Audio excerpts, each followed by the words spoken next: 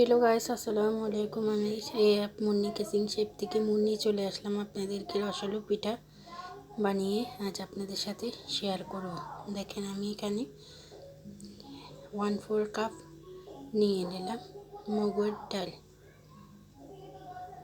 ডালগুলোকে আমি ভেজে নিচ্ছি।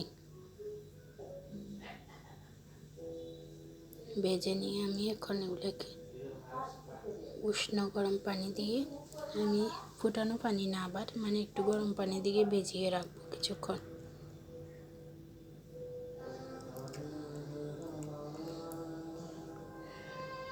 ধুয়ে পরিষ্কার করে আমি ভেজে রেখেছি এগুলাকে। ভিজিয়ে রেখে এখন আমি চুলায় দিয়ে দিলাম একটা ফ্রাইপ্যানে। এখন এটাকে আমি ফুটিয়ে নিচ্ছি। পানি দিয়ে আমি সিদ্ধ করতে দিয়েছি। পানি দিয়ে হয়েছে কিনা একটা দজি দিয়ে নেড়ে দেখবেন। আমি এখন এটাকে ঠান্ডা করে একটা ব্লেন্ডার দিয়ে বেট করে নিচ্ছি, এটাকে মিশিং করে নিচ্ছি।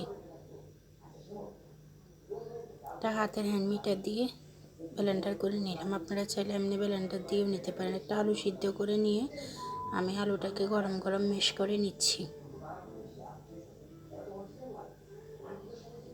পিঠাটা আপনারা বানালেই বুঝবেন, এত স্বাদ খেতে, না বানালে বুঝবেন না। আলুটাকে আমি একেবারে ম্যাশ করে নিচ্ছি যাতে গুটি গুটি না থাকে। ধরে দেখবেন গুটি গুটি আছে কিনা। গুটি গুটি নাই আমার আলুটা।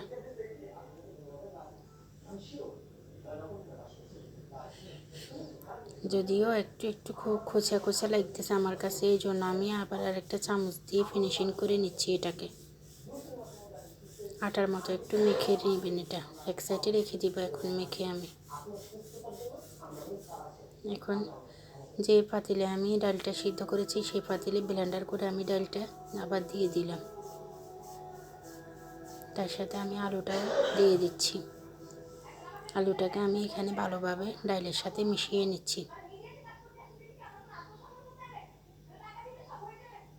এখন আমি অন্য সাইডে একটা ফ্রাইপ্যান দিয়ে ওইখানে আমি 2 কাপ চাউলের গুঁড়া নিচ্ছি আর একটু লবণ দিয়ে দিচ্ছি।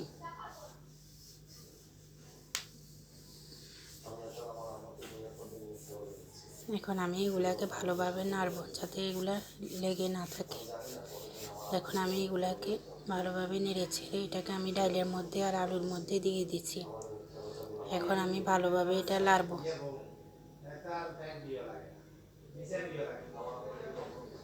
এটাকে আমি ভালোভাবে ফিনিশিং করে শুকিয়ে নিচ্ছি। এই যে দেখেন একেবারে ফিনিশিং হয়ে গেছে। এটা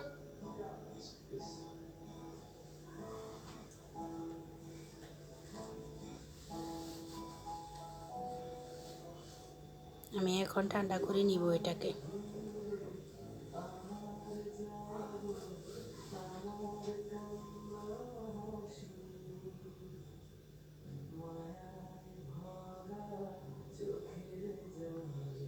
দেখেন একেবারে ফিনিশিং হয়েছে। আমি একটু দেখিয়ে দিচ্ছি আপনাদেরকে কতটা ফিনিশিং হয়েছে আমার কাইটা। এখন আমি একটা বটি নিয়ে নিচ্ছি। এটা একটু ঘি দিয়ে আমি এটাকে হাত দিয়ে কুচলিয়ে নিব। ঘিটা আপনি পরিমাণ মতো দিতে পারেন, আবার 2 চামচ দিলেও হবে। এটা আটার উপরে নির্ভর করবে ঘিটা কতটুকু দিবেন।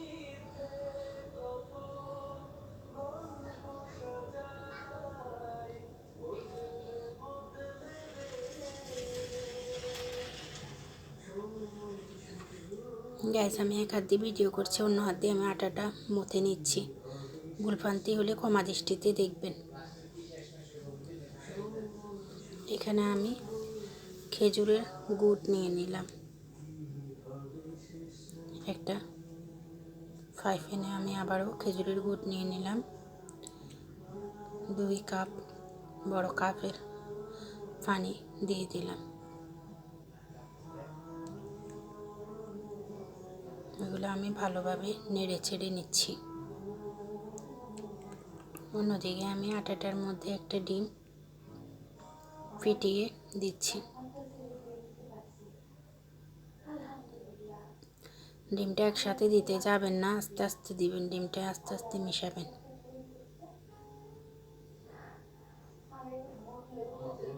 অন্যদিকে আমি পাতিলের মধ্যে গুড়গুলা গলতে দিছি। আটাটা আমি ভালো করে করে নিয়েছি, মধ্যে নিয়েছি।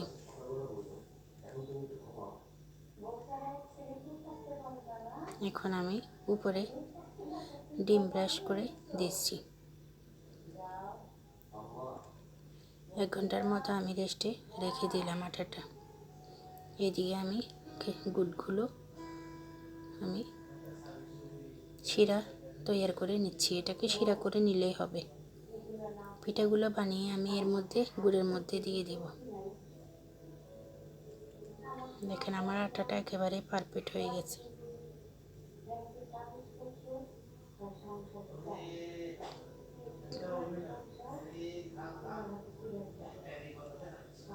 আমি এটা ভালোভাবে বেলে নিচ্ছি।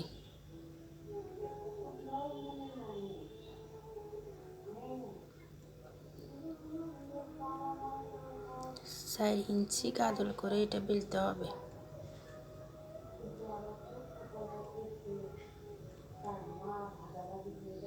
একটা কাঁটা বা একটা ছুরি দিয়ে সাইড ফেলে দিতে হবে।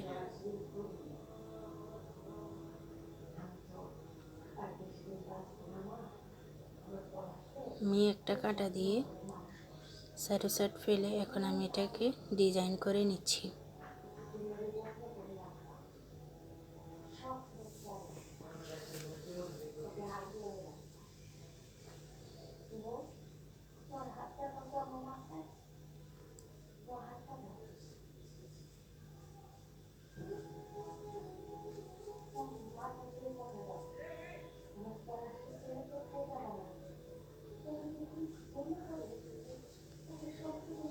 আমার এই ভিডিওটা আপনাদের কাছে ভালো লেগে থাকলে আমাকে একটা লাইক, কমেন্ট, শেয়ার করতে ভুলবেন না। আমার চ্যানেলটা সাবস্ক্রাইব করে দিবেন।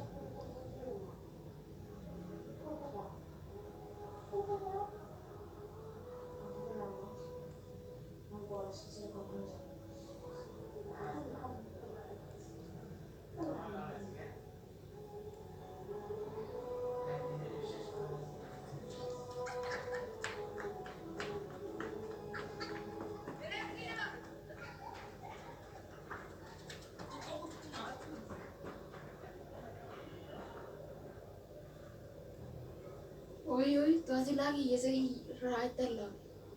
থাক, আমি আসতেছি, পিঠাটা শেষ করি বানাই।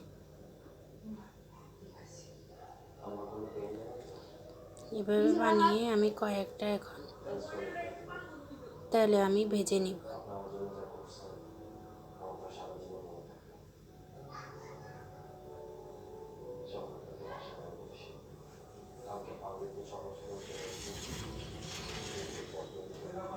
এখানে আমার কয়েকটা পিঠা বানানি শেষ হয়ে গেছে।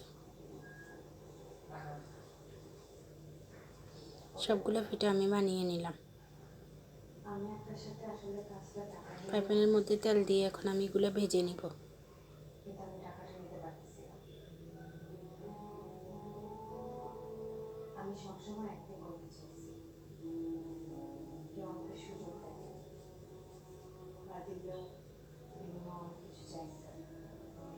পিঠাটা আমার ভাজা হয়ে গেলে আমি শিরার মধ্যে দিয়ে দিব ওটা।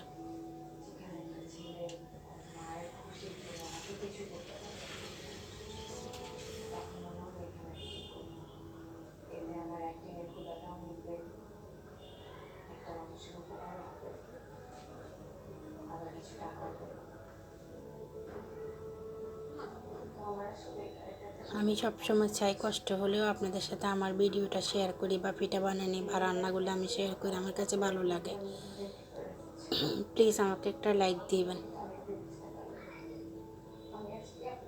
আমি ভিডিওটা খুব কষ্ট করে করি আপনাদের সাথে শেয়ার করার জন্য।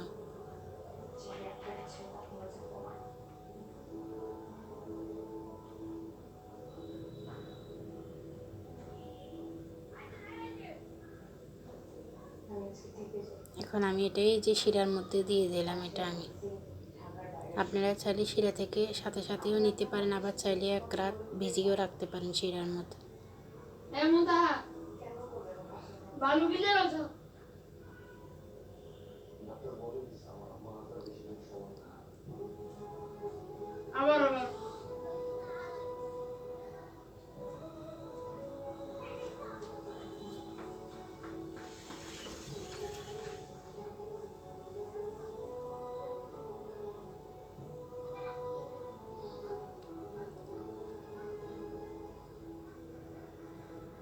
এভাবে আমি সবগুলো পিঠা বানিয়ে শিরার মধ্যে দিয়ে দিচ্ছি আস্তে আস্তে।